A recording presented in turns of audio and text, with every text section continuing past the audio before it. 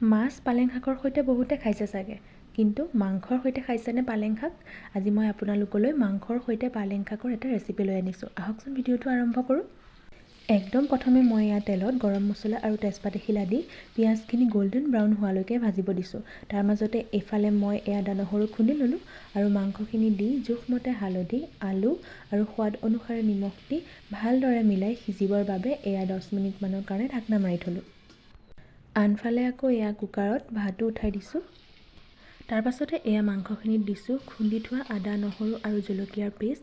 তাৰপিছত দিলোঁ এইফালে কণ বিলাহী আৰু এইখিনি ভালদৰে মিলাই লৈ পিছত আকৌ এবাৰ ঢাকনা মাৰি সিজিবৰ বাবে থ'লোঁ। আৰু কি জানেনে, আনফালে মই আকৌ চালাডো বনাই আছোঁ।